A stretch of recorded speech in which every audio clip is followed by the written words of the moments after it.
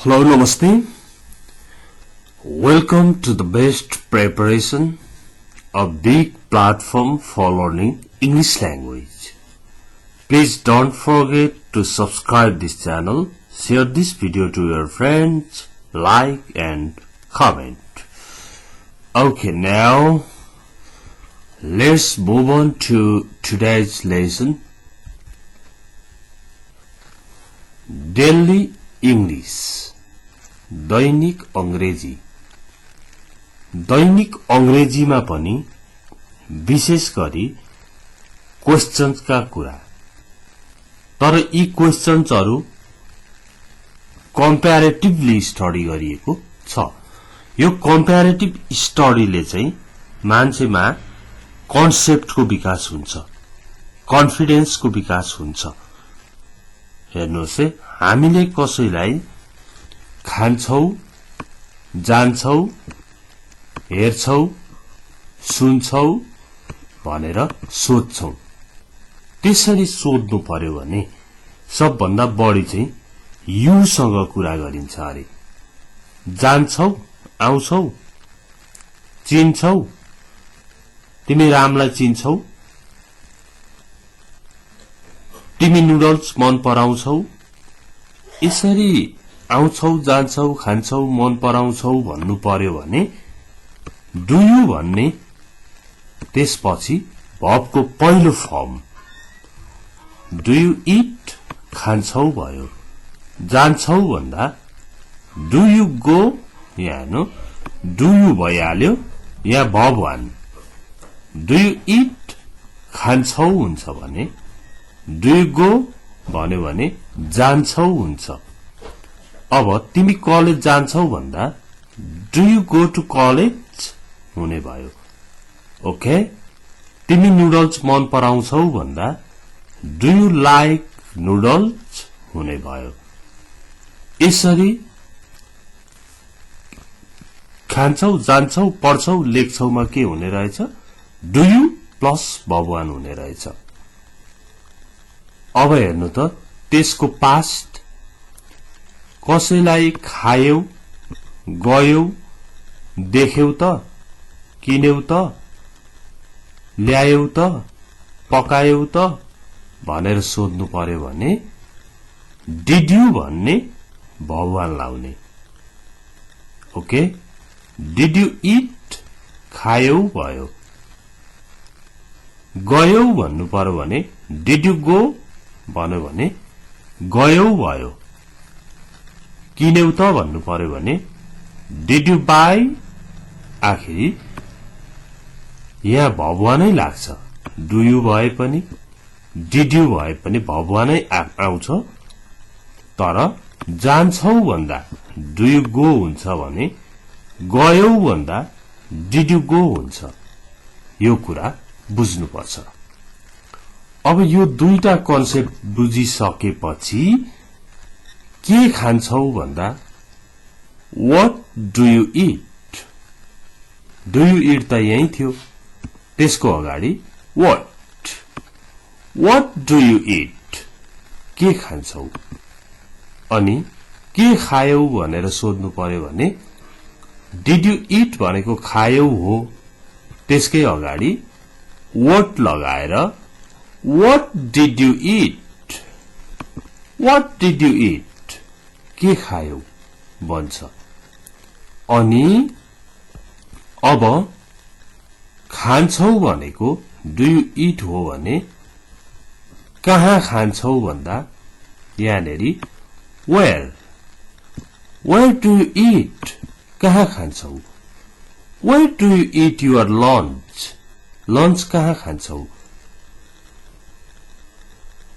अब कोहीले बिहान गएर बेलुका आउँछ घरमा भने where do you eat lunch. Lunch कहाँ खान्छौ. Where do you eat your lunch. तिमी लन्च कहाँ खान्छौ. त्यस्तै कहाँ खायौ भन्दा चाहिँ खायौ भनेको त डिड यु इट हो. कहाँ खायौ भन्दा वेयर डिड यु इट. कहाँ खायौ.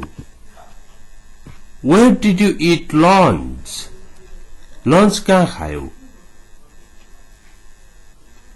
गाडीमा हिँडिरकाला नि भन्छ नि खाना कहाँ खाइयो भन्छ नि Where did you eat lunch? We ate lunch in Munglin. Munglin मा खायौं Okay? यस्तै गरी यो तीन जोडी छ यहाँ One pair, another white pair, another yellow pair. यो तीनटालाई राम्रो हेर्नुहोस् यो यहाँ पनि आइरहेको छ यहाँ पनि आइरहेको छ Do you eat यहाँ छ नि त्यही do you eat यहाँ छ त्यही do you eat यहाँ छ यहाँ did you eat छ नि यहाँ पनि did you eat छ यहाँ पनि did you eat आइरहेको छ तर शब्दहरू फरक छन् यहाँ do थियो भने यहाँ did भयो दोस्रोमा अनि यहाँ word थपियो यहाँ were थपियो यिनीहरूलाई अभ्यास गर्नुहोस् भन्नुहोस् जोड जोडले अनि तपाईमा कन्फिडेन्सको बिल्ड अप हुन्छ सेकेन्डमा हेर्नुहोस् डु यु गो जान्छौ भयो डिड यु गो गयौ भयो अब वेयर डु यु गो कहाँ जान्छौ where do you go in the morning बिहान कहाँ जान्छौ वेयर डिड यु गो भनौं भने कहाँ गयौ भयो where did you go last Saturday गएको शनिबार कहाँ गयौ where did you go yesterday हिजो कहाँ गयौ अनि व्हाई डु यु गो किन जान्छौ व्हाई डिड यु गो किन गयौ Why do you go? किन जान्छौ तपाईले कसैलाई सोध्नुभयो Where do you go every morning? तिमी प्रत्येक बिहान कहाँ जान्छौ भन्नुभयो I go to Thomel भन्यो Why do you go to Thomel? तिमी किन ठमेल जान्छौ त To learn English. English सिक्न त्यस्तै Where did you go yesterday? I went to Pokhara. Why did you go to Pokhara? किन पोखरा गयौ त To visit my relatives. आफन्तहरूलाई भेट्न visit भनेको भेट्नु पनि हुन्छ To meet my relatives or to visit my relatives. Visit को प्रयोग पनि राम्रो हुन्छ Okay, now Do you buy? किन्छौ भयो Did you buy? किन्यौ भयो Where do you buy? कहाँ किन्छौ Where did you buy? कहाँ किन्यौ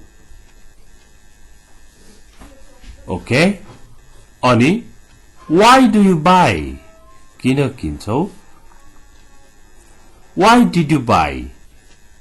किन किन्यौ Okay? अब कसैले राम्रो खालको भेजिटेबल्सहरु लिएर आयो भने Where do you buy vegetables? तपाई भेजिटेबल्स कहाँ किन्नुहुन्छ अथवा कहाँ किन्छौ अथवा यो भेजिटेबल्स कहाँ किन्यौ यो आलु कहाँ किन्यौ तिमीले आलु त राम्रो छ Where did you buy these potatoes? तिमीले यो आलुहरु कहाँ किन्यौ Okay? अब सधैं कसैले म्याग्नेट किन्छ चुम्बक किन्छ म्याग्नेट किन्छ भने Why do you buy magnet? तपाई किन म्याग्नेट किन्नुहुन्छ Okay? Why did you buy magnet? Magnet किन किन्यौ यसरी फरक पर्छ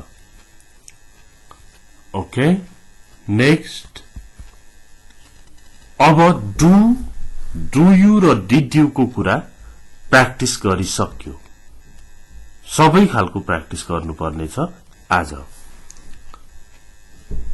अब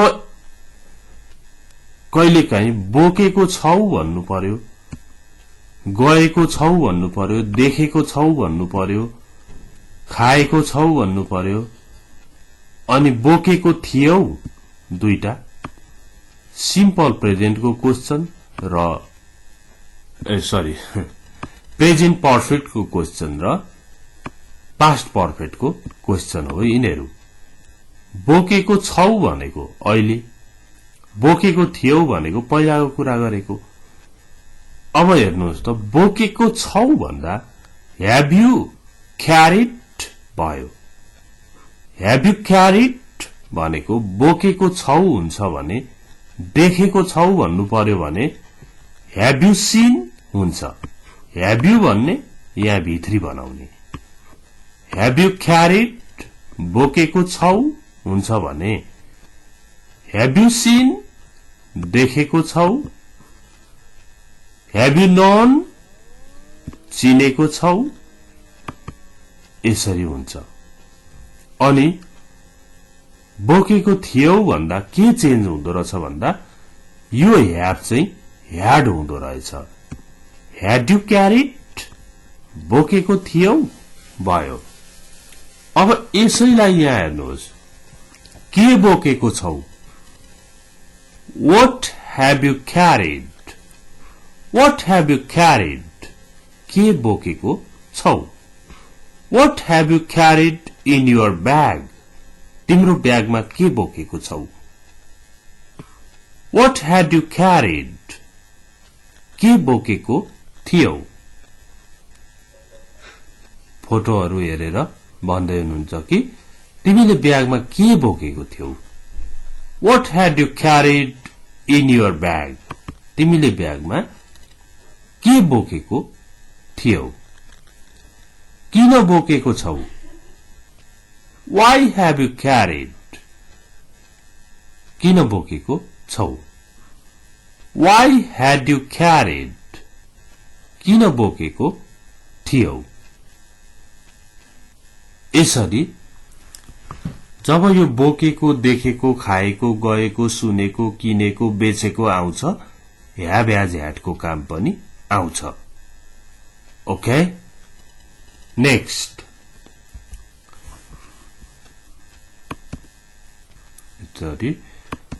अब हेर्नु है जब यो पकाउँदै खाँदै आउँदै जाँदै भनेर आईएनजी वाला आउँछ नि त्यसको अगाडि चाहिँ is am are was were हरू आउन थाल्छन् जस्तै पकाउँदै छौ भन्नु पर्यो भने आर यु कुकिङ भनेर सोध्नु पर्छ आर यु कुकिङ भन्दा पकाउँदै छौ हुन्छ भने चिया बनाउँदै छौ भन्नु पर्यो भने आर यु मेकिङ टी भन्नु पर्दो रहेछ पकाउँदै थियौ भन्नु पर्यो भने चाहिँ यो आर यहाँनेरि वेयर हुन्छ त्यति चेन्ज हुन्छ आर यु कुकिङ भन्दा पकाउँदै छौ हुन्छ भने वेयर यु कुकिङ भन्यो भने पकाउँदै थियौ हुन्छ अब हेर्नु त त्यसकै अगाडि what लगाएर what are you cooking के पकाउँदै छौ what were you cooking के पकाउँदै थियौ यी स्ट्रक्चर्सहरु हामीले सोधिरहनु पर्ने डेली क्वेशन्सहरुलाई कम्पेयर गरेर पकाउँदै छौ भन्नु पर्यो भने चाहिँ आर यु कुकिङ हुँदो रहेछ पकाउँदै थियौ भन्नु पर्यो भने चाहिँ वेयर यु कुकिङ हुँदो रहेछ त्यस्तै जान्छौ भन्दा चाहिँ डु यु गो हुँदो रहेछ गयौ भन्दा चाहिँ डिड यु गो हुँदो रहेछ। अनि बोकेको छौ भन्दा चाहिँ हेभ यु क्यारिड हुँदो रहेछ। बोकेको थियौ भन्नु पर्यो भने ह्याड यु क्यारिड हुँदो रहेछ। कसरी चेन्ज भयो? ह्याड थियो ह्याड भयो। यस्तो खालको कम्पेयर गरी गरी पढ्ने बानीले तपाईमा धेरै कुराको सजिलो पर्न थाल्छ है। जस्तो यहाँ हेरिहाल्नु पनि के चेन्ज भयो भनेर हेर्नुहोस्। यहाँ डु थियो यहाँ डिड भयो। आखिरमा यता त चेन्ज भएन नि, तर मिनिङ हेर्नुहोस् त। खान्छौकोमा डु यु इट भन्दा खान्छौ भयो भने डिड यु इट भन्दा खायौ भयो। ओके, यो भिडियो हेरिसकेपछि अझ रिपिट गरेर हेर्नुहोस्, डाउनलोड गरेर हेर्नुहोस् कि जसरी भए पनि हेर्नु चाहिँ होस्। यो कन्सेप्ट बस्यो भने त तपाईले करेक्टली क्वेशनहरु गर्न सक्ने बनिहाल्नुहुन्छ अनि सजिलै बोल्न पनि सक्न थाल्नुहुन्छ। Okay, thanks for watching this video. See you next time. Please don't forget to share this video to your friends. Have a good day. Bye-bye.